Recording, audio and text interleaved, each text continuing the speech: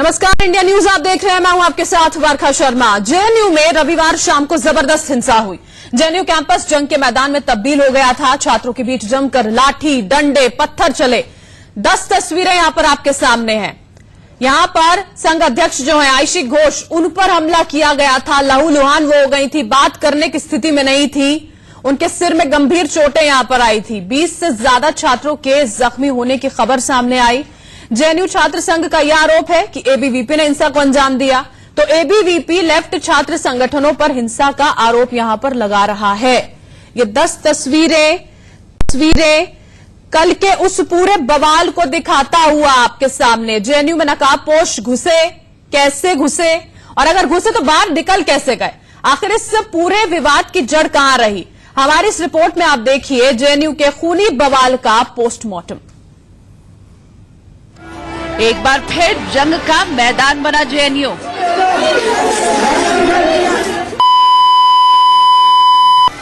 JNU में mask man attack से हड़कंप।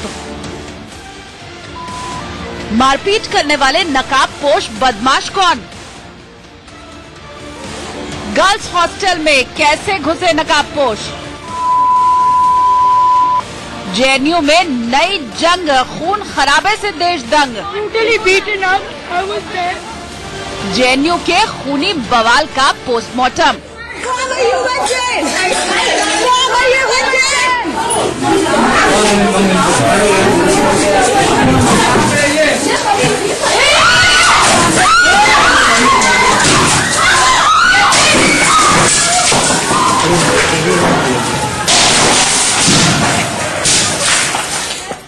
लाठी चले, डंडे चले, जमकर पत्थरबाजी हुई। हॉस्टल में घुसकर लड़कियों को बुरी तरह पीटा गया। टीचर्स को भी नहीं बख्शा गया। यानी वो सब कुछ हुआ जो शिक्षा के मंदिर में नहीं होना चाहिए था।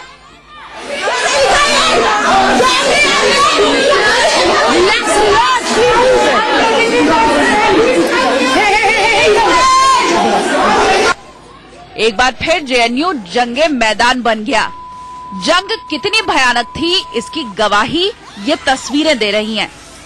किसी स्टूडेंट का सिर फट गया तो किसी के चेहरे से खून गिरने लगा।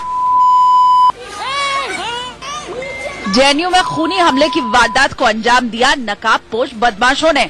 देखिए कैसे चेहरे पर नकाब लगाए कुछ बदमाश हॉस्टल के अंदर दाखिल हो गए और जो भी मिला उसे पीटने लगे।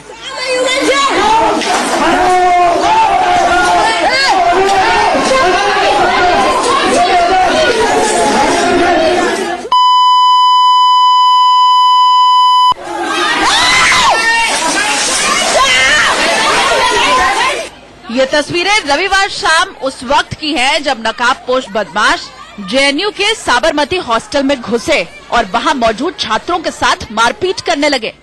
हैरानी की बात है नकाबपोश बदमाशों में लड़कियां भी शामिल थीं, जिनकी तस्वीरें भी कैमरे में कैद हुई हैं।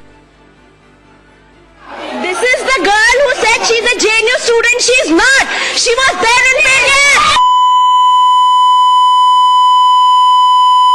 She was there in Perrier. She is not a JNU student.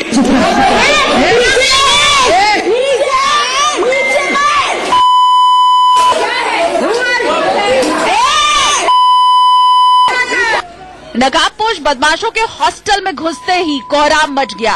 Hostel में मौजूद लड़कियां बदमाशों को देखकर डर के मारे चीखने लगीं।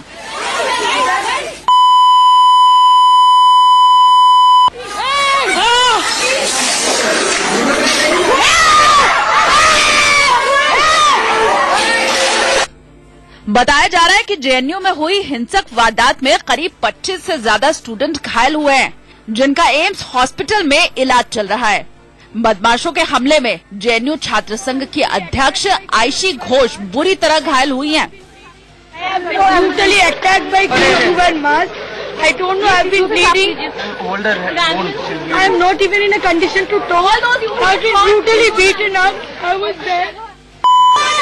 जेएनयू में हुई हिंसा की वजह क्या है? मारपीट करने वाले नकाबपोश कौन हैं? ये अभी सवाल बना हुआ है। लेकिन जेएनयू छात्र संघ ने दावा किया है कि अखिल भारतीय विद्यार्थी परिषद यानी एबीवीपी ने हिंसा को अंजाम दिया। वहीं एबीवीपी ने लेफ्ट विंग पर मारपीट करने का आरोप लगाया है।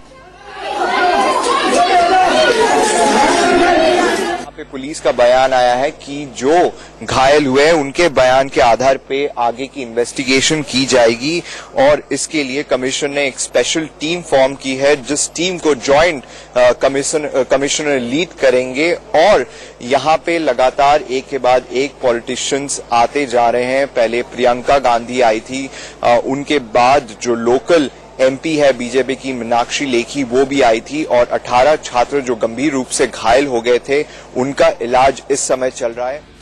हिंसा की खबर मिलने के बाद दिल्ली पुलिस भी जेएनयू पहुंच गई। जेएनयू प्रशासन से परमिशन मिलने के बाद पुलिस कैंपस के अंदर घुसी और पूरे इलाके को छावनी में बदल दिया। तब जाकर कहीं स्थिति पर काबू पाया गया।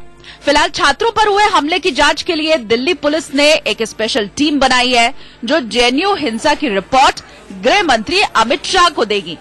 उधर जेएनयू हिंसा को लेकर के अब पूरे देश में उबाल है। देश के अलग अलग हिस्सों में हिंसा के खिलाफ प्रोटेस्ट हो रहे हैं, पर सवाल है कि जेएनयू कब तक बना रहेगा जंग मैदान। दिल्ली से साबिसाची के साथ ब्यूरो रिपोर्ट, इंडिया न्यूज।